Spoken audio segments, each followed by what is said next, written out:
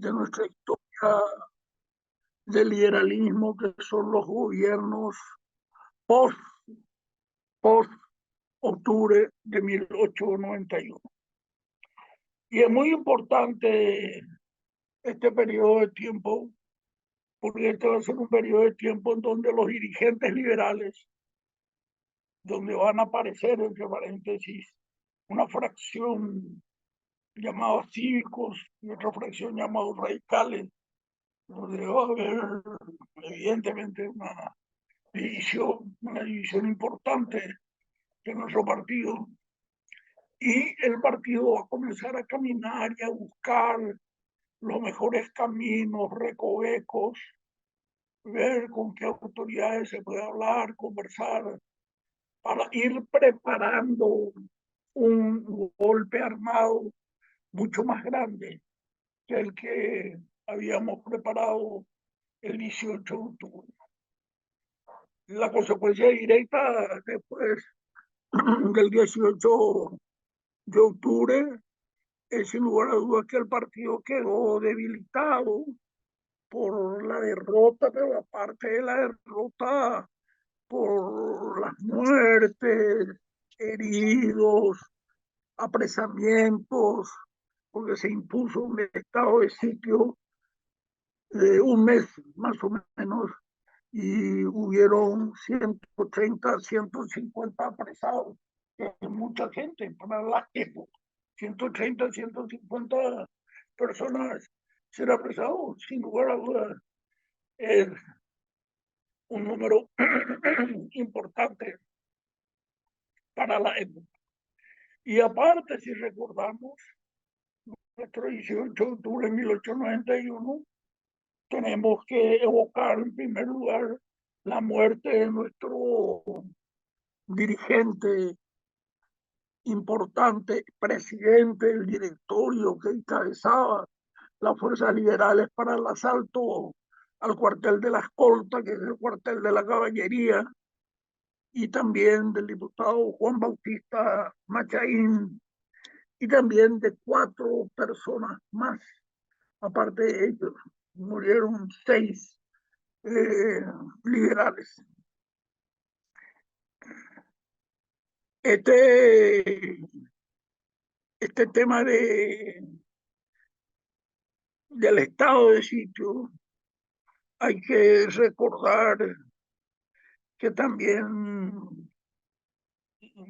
no solamente se apresaba a la gente, si nosotros recordáramos también en nuestras clases anteriores, recordamos que en el vapor Herreros, un grupo de gente se mandó mudar del Paraguay, de Asunción, y fueron hacia Formosa, al sur del río Paraguay, fueron hasta Formosa, y se quedaron ahí un tiempo determinado.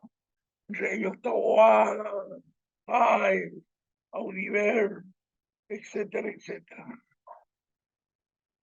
Pero también eh, el estado de sitio que se produce en la capital, había un relativo buen trato a, a los que eran detenidos acá en la capital, Paraguay. Pero Ocaraguabe, la gente de afuera, de las compañías del interior, no eran precisamente bien tratados, y se producían algún tipo de problemas.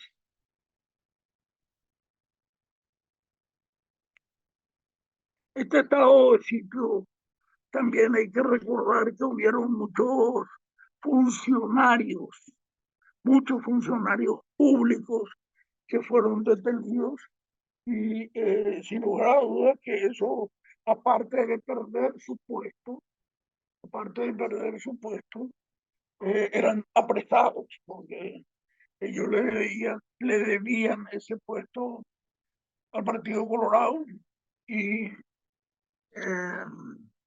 entonces eran detenidos y se les declaraba cesantes. El coronel, que después ha ascendido en breve a rango de general de brigada, Juan Bautista Gusquiza, que era legionario, es importante que ustedes sepan eso, era legionario, eh, tenía en ese momento todo el centro de atención del ejército que siempre han manejado Caballero y Escobar, y también de la cuestión política, la cuestión política. Eh, Era una manera también de poder nivelar, contrarrestar, hacer una pulseada con el caballerismo y el egusticismo, que era la nueva fuerza política.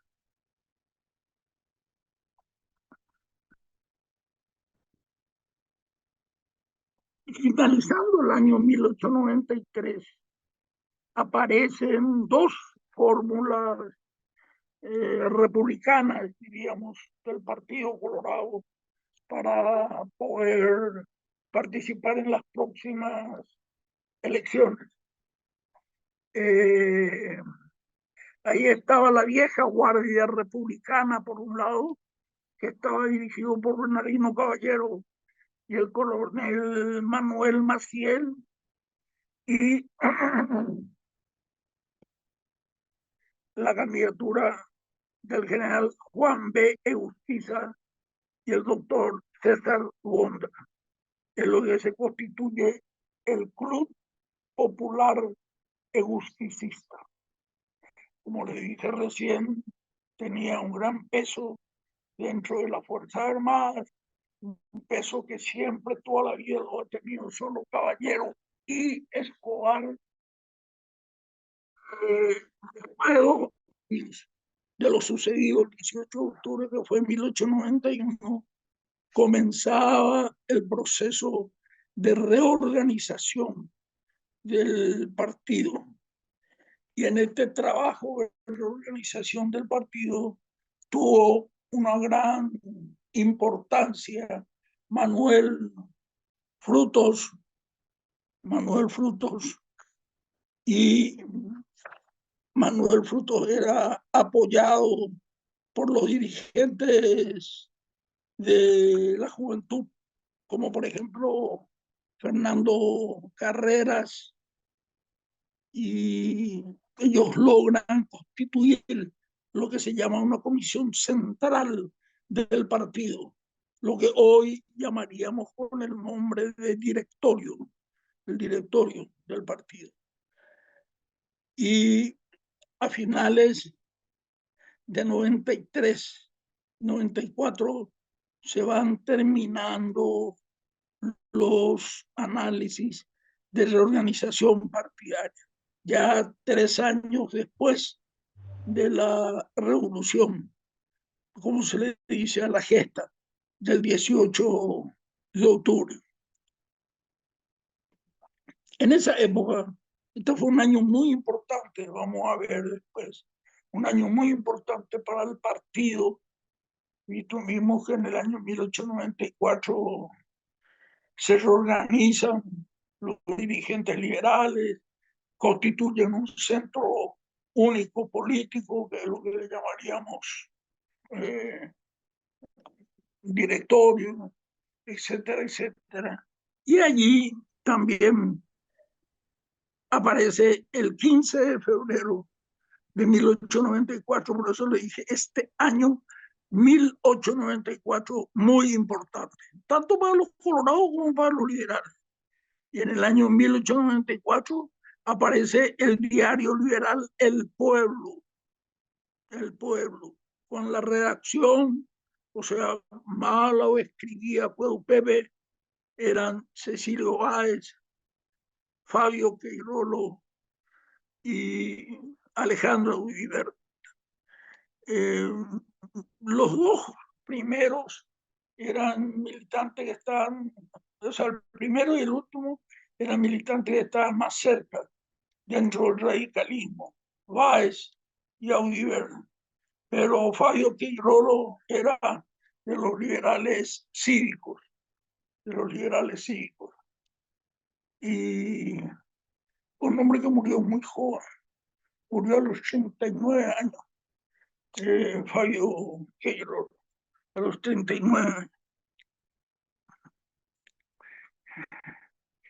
Y el Partido Liberal, plantea la posibilidad de presentar la candidatura de Benjamín Acebal y Juan Bautista Gaún ante aquella dupla colorada que habíamos dicho, que les dije, la vieja guardia colorada, Bernardino Caballero y el coronel Maciel, Manuel Maciel, y por otro lado, de la renovación colorada, diríamos, estaban Juan Bautista Urquiza y el doctor César Gondra. Y acá era la fórmula Benjamín Acebal y Juan Vega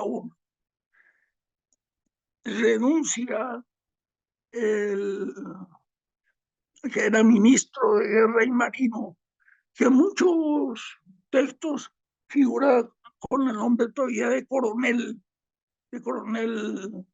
eh, Juan Bautista Urquiza. Pero Urquiza ya era general de brigada en aquel entonces. Ya era general de brigada, porque ya estaba terminando el mandato de Juan Gualberto González. Aparece también en abril de 1894, habíamos visto el 15 de febrero de 1894, aparece un importante periódico llamado El Pueblo, que era el que respondía a la línea radical del partido, pero también en el año 1894 aparece un nuevo diario llamado La Patria, en abril, que estaba dirigido por Blas Garay. O sea, era un periódico de tendencia colorada.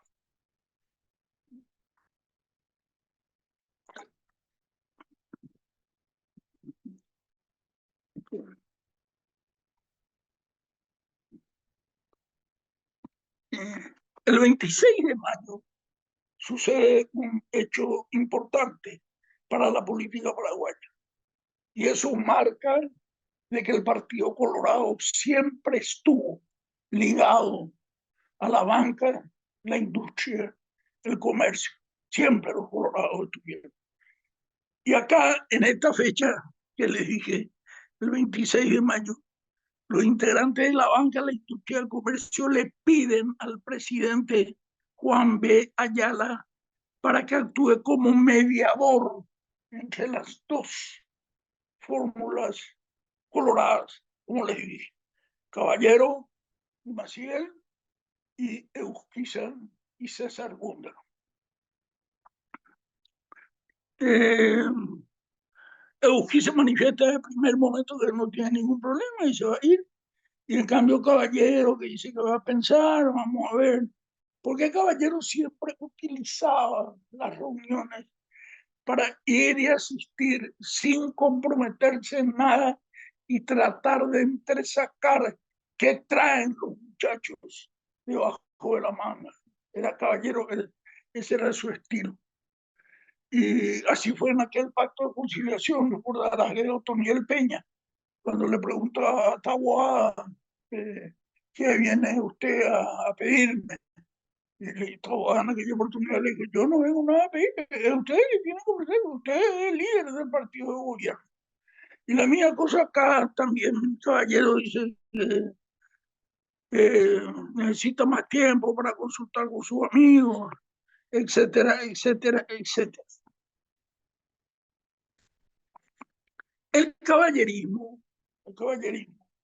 que era un poderoso equipo político, y más que poderoso equipo político, era un poderoso equipo militar, controlaba los cuarteles, le hacen creer, a Eusquiza que Juan Gualberto González no la acompaña a él. Realmente él acompaña la candidatura de su concuñado, de su cuñado que se había casado con Anselma Peña. Y Juan Gualberto González se casó con Rosa Peña. Y hace creer eso. Y quizá que era mucho más joven, caballero, eso, Huracú, y va y invite y le plantea, Urquiza se va al cuartel de las cortas y le plantea ahí a Caballero y a Escobar echarle a Juan Gualberto González y echarle. Y el 8 de junio de 1894, Urquiza envía una nota al presidente González en donde le dice de que él tiene el control del ejército y solicita su renuncia. El presidente se resiste, se niega, no quiere renunciar, pero ahí le llevan al cuartel de la escolta y ahí le agarran los tres generales, Urquiza, Caballero y Escobar, y los tres le combinan a Juan Gualberto González a presentar su renuncia, y en donde interviene también muy fuerte el que era jefe del equipo diplomático de Brasil, Amaro Cavalcanti, donde el historiador paraguayo Ricardo Caballero Aquino dice que Amaro Cavalcanti repartió 16.000 libras esterlinas entre los tres generales, entre Caballero, Escobar y Urquiza. Me habrá picado Caballero más, digo yo, más o menos habrá picado un 6 y después 5 y 5 los otros, 16.000. Pero era mucha plata, mucho más en esa época. En esa época. Con esta, esto fue el 8 de junio. Al otro día, el 9 de junio, le destituyen oficialmente a, al señor Juan Gualberto González y asume el vicepresidente de la República, Marcos Morini.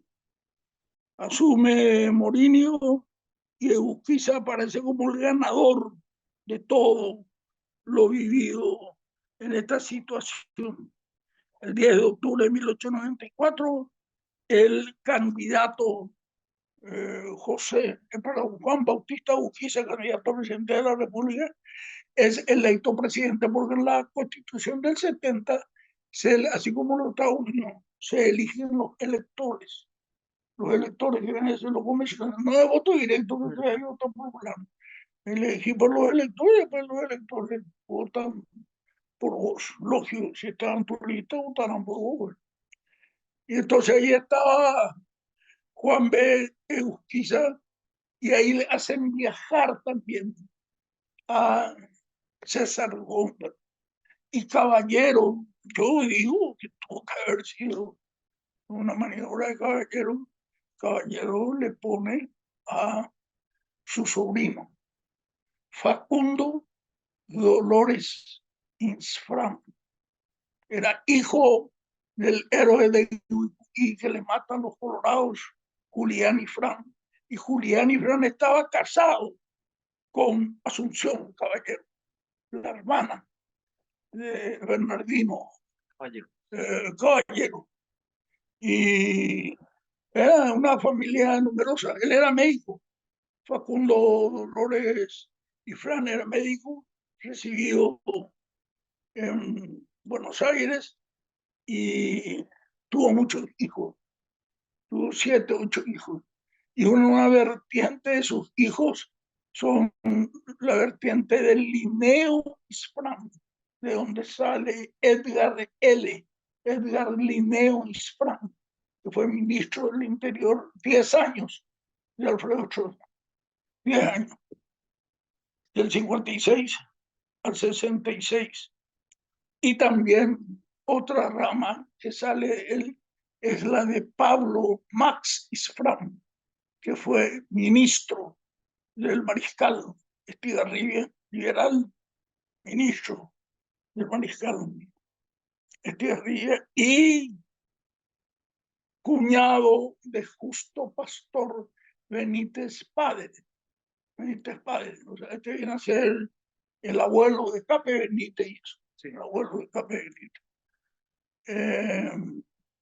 Y asume la presidencia Juan B. Urquiza, la dupla, Urquiza y Isfram.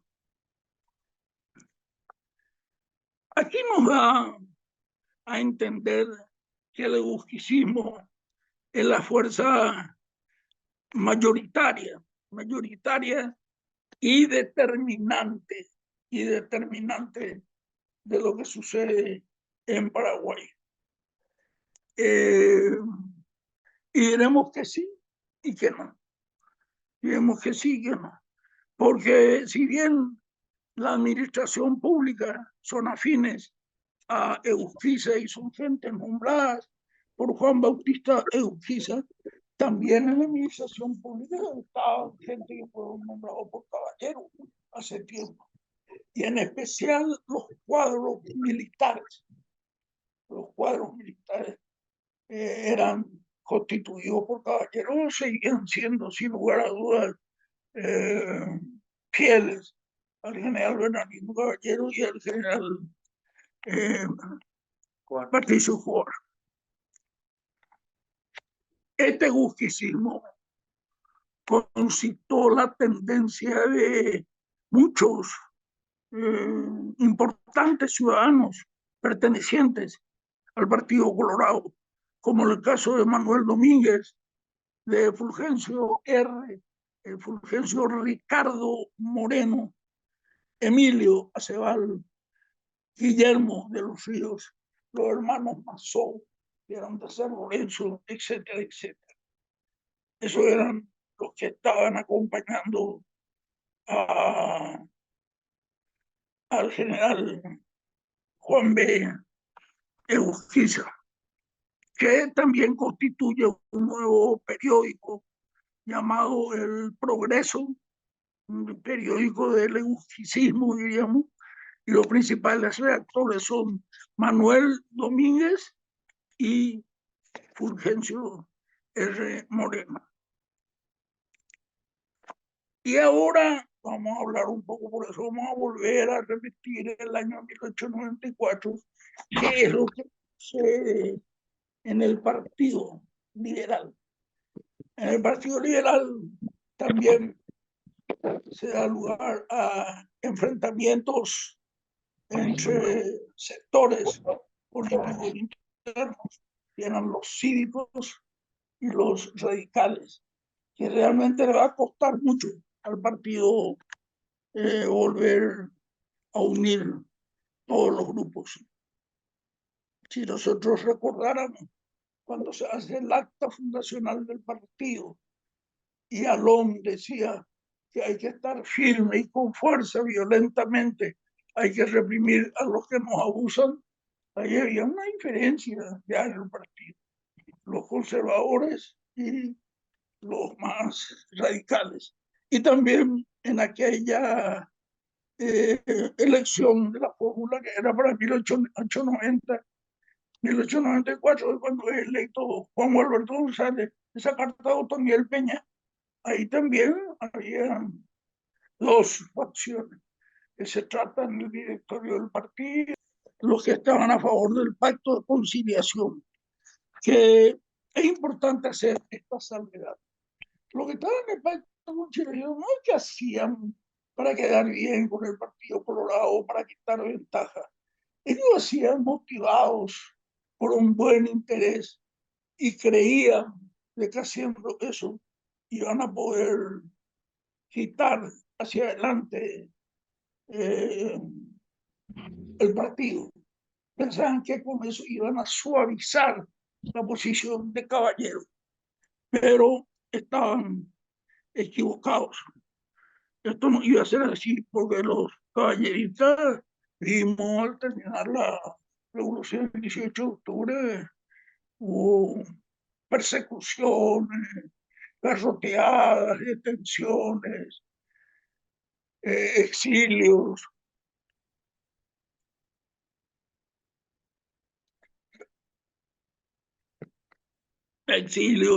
etcétera, etcétera. Y los que estaban en Asunción pasaban un poco de manera llevadera, pero la unidad campaña de Ocaragua solía su parte. No hay ningún... El partido comenzó a realizar el trabajo de reagrupar a sus dirigentes, reagrupar. Y ese trabajo lo hace Manuel Frutos, Fernando Carreras, Aponte, que se llama Juan Asensio Aponte, y también los que vuelven del exilio, los que rajaron ese 18 de octubre en el vaporcito de Herreros, como Taboada, Báez, Caballero, Soler, etcétera, etcétera. Y la figura conciliadora del partido era Fabio Quirolo, que le dije que murió a los 89 años. Era prácticamente el presidente del partido. En el partido comienza a instalarse la discusión de que para echar a la dictadura, para quitarle del lugar en que ocupa la dictadura al caballerismo, tenía que ser por intermedio de la fuerza. ¿Cómo después se va a hacer el 2 de febrero del 89? Y los comités liberales no tenían chavantes, no tenían unidades motorizadas, tanques, etcétera, etcétera. Y solamente eso podía hacer la gente que estaba cercana a Stroessner. En este caso, su propio consuelo, Andrés Rodríguez. Pero el Partido Liberal en 1894, casi lo piensa 3 años antes del 91, cuando hace el asalto el 18 de octubre, decía, ave solamente por las fuerzas, ya tú ya no es tipo. Ahí se presenta una convención del partido y el 15 de julio de 1894, en esa convención del partido, se realiza la lista de los miembros para el directorio y en primer lugar se le coloca a Benigno Ferreira, más o menos indicando que él va a ser el presidente del partido. Eso fue el 15 de julio. Un mes después, el 22 de agosto, le envían una carta a Benigno Ferreira para que en la mayor brevedad posible le dé la contestación sobre este hecho. ¿De Gustave o no de Gustave? Creo que vivía en la calle Cabildo de Buenos Aires, Benigno Ferreira. Eso sucede en agosto de 1894. Y posteriormente, el 20 de septiembre, Benigno Ferreira, un mes después, se va de julio, agosto, septiembre de 1894, aceptaba el ofrecimiento que le había hecho el Partido Liberal. Aceptaba para presidente del partido. Y ahí también, esto es importante atender, porque ese 1894, como le dije, se encamina el partido para una insurrección armada, se encuentra la persona que puede dirigir, que era Benigno Ferreira, pero también, pero también eh, 3 días antes, 3 días antes de la fecha de aceptación de Benigno Ferreira, el 20 de septiembre, el 17 de septiembre, a moción de Cecilio Báez, una sesión en el directorio, dice, esto no hay que denominarle más centro democrático, a esto hay que llamarle eh, Partido Liberal, sí, a secas, Partido Liberal, que es el nombre de nuestra ideología, Partido Liberal. Y el que estuvo en esta posición, como le dije recién, y se debía a una moción de él, fue Cecilio Báez, Alejandro Audibert, Fernando Carreras, Fabio Queirolo, que eran los principales dirigentes, que habían estado trabajando lo que se denominaba la reincorporación de los dirigentes liberales en las filas liberales, el de volver a reagrupar el partido liberal. El 23 de febrero de 1895, Ferreira asume la presidencia del directorio del partido. Y un mes después, de aquel 23 de febrero, en marzo de 1895, desde las páginas de ese periódico El Pueblo, que les dije, era la página oficial del sector radical del partido, Báez, Audibert y otros le realizan críticas a Ferreira por el tema de los préstamos que se hicieron de Londres. A ellos no le pasaba mucho a Ferreira, pero más que por el préstamo, yo creo que Báez no le pasaba mucho por el tema de ser eh, un legionario, un antilopista. En aquella época, en 1895, Cecilio Báez, era más lopista que Juan Eolear. Era más lopista que Juan Eolear. Así que cuando tiene tiene la diferencia con Juan Emilio Oleari, en 1902, ahí Báez ya pensaba como un antilopista a muerte en 1902. Pero acá estamos en 1895. Son 7 años, 7 años. Eh, él seguía pensando en eso.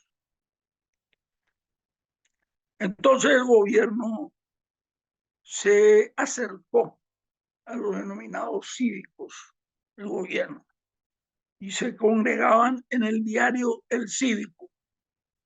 Y el otro grupo que tenía a Báez como líder, a Cecilio Báez, también el diario era la fricción radical y el diario era El Pueblo, el diario El Pueblo. Ahí estaba Emiliano González Navero, Fernando Carreras, Alejandro Oliver, Manuel Frutos, Emeterio González, etcétera, etcétera, etcétera. Una gran partida de dirigentes. En estas elecciones parlamentarias que sucedieron ahí, los cívicos, como eran amigos del gobierno, se ubicaban. Entonces se votaba también a los cívicos, y los cívicos eran electos diputados, senadores, no tenían gente, pero le daba al Partido Colorado. Y así como sucedió con los sectores liberales que estaban entregados al Partido Colorado en la década del 60 y fue a finales de la década del 70. Eh, terminando el mandato de Eusquiza en 1897, se producen más enfrentamientos entre los cívicos y los radicales. Pero, como le dije, el gobierno la acompañaba a los cívicos. Se establecen diálogos, el euquicismo lidiaba anteriormente con el caballerismo, que pensaba en la fórmula de Facundo y Fran y Blas Garay, y los cívicos actuaban en concordancia con el euskicismo. Electo como presidente de la República Emilio Cebal y Héctor Carvalho. Antes de salir, Ferreira nombra la Corte Suprema de Justicia. Y esa Corte Suprema de Justicia estaba Benigno Ferreira, Emeterio González y Benjamín Acevedo. Y después Ferreira llega a ser presidente de la Corte Suprema de Justicia. Pero había algunas cuestiones que realizaba Emilio Acevedo, y eso no le gustaba a los colorados, en especial a Caballero. Había ministros que cambiaban, como por ejemplo le cambiaba de CUP, que era ministro de Relaciones Exteriores, y eran reemplazados por liberales cívicos. Eso no le gustaba a Caballero, etcétera, etcétera. El 25 de julio de 1900, todo el pueblo paraguayo siente la pérdida de Benjamín Acevedo. Muere Benjamín Acevedo, el que había defendido el Chaco para el fallo del presidente Rutherford B. Hayes. Pero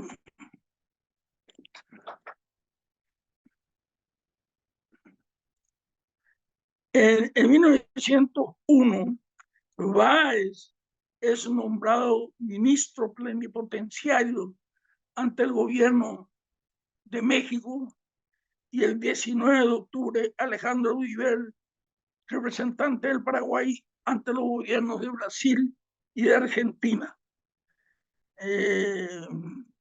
Esto hacía que Caballero, como les digo a todos, comenzaba a mover sus piezas, porque él decía a liberal behueca tujabe sererica neojabe ñande upaiteta al rollo, los lugares, los cargos que se daban.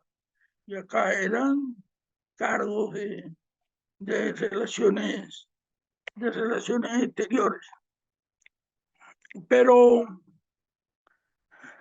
ahí tuvo un enfrentamiento con Ezcurra. Y Ezcurra, que era su ministro de Defensa, le dice a Cebal: la próxima vez que usted va a hacer un cambio, le pido por favor que me avise. No, bueno, el presidente de la República es el presidente de la República y es el que tiene que nombrar. No sé qué contestación le habrá dado Báez, él habrá dado a Cebal, pero no le dio pelota.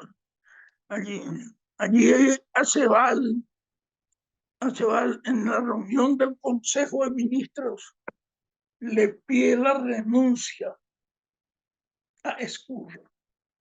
Y Ezcurra le dice: bueno, un momentito, por favor, y al baño. Y va en el baño y le envía un WhatsApp a Caballero. Y le dice: a ver, Jacula, me están quitando. Y Caballero le habrá dicho: no renuncies. Por lo que después le dice Ezcurra, era ministro de Defensa, coronel Juan Ezcurra. Jeromín de Tauida era realmente un hombre corto intelectualmente. Y viene del baño con su celular guardando su camisa y le dice: mañana voy a presentar mi renuncia. Mañana. Y el presidente de la República le pidió,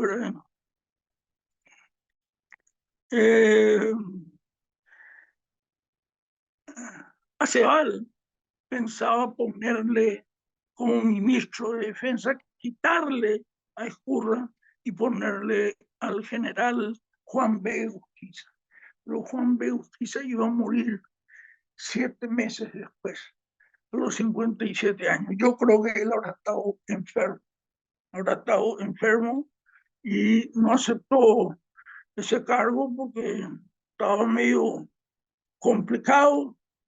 El asunto que el 8 de enero de 1902, el 8 de enero, un día antes del cumpleaños de Mirta, mi señora, se reúne Curra, Caballero, Escobar, y hablan con los amigos suyos del, del cuartel de las Cortas y le dice, a este tenemos que meterle en cana, tenemos que meterle preso. Y se convoca para la mañana del 9 de enero al Congreso de la Nación y comienzan todos los amigos de Aceval, comienzan a asilarse. Urquiza se va a la legación argentina, de los Ríos a la francesa, etcétera, etcétera. Y allí en el Congreso hay una balacera. Hay una balacera. La balacera sucede entre un señor llamado Bogarín, que era de la línea de Cebal, y Eduardo Fleitas, que era de la línea de Caballero. Y como producto de esa balacera le matan a Facundo Dolores Ifrán, el sobrino de Caballero. Y el hombre marcado por Caballero para ser presidente de la República. Y además era un hombre preparado. Y ahí vienen todos los políticos a ver qué es lo que pasaba, pero pasó una bataola, diríamos, algo raro, difícil de ver ahí en el Congreso, se metan balas entre ellos, y un tiro disparado al aire, digo yo, sin querer, le pega impacto en el cuerpo de Facundo Ifrán y le mata. En 1902, el presidente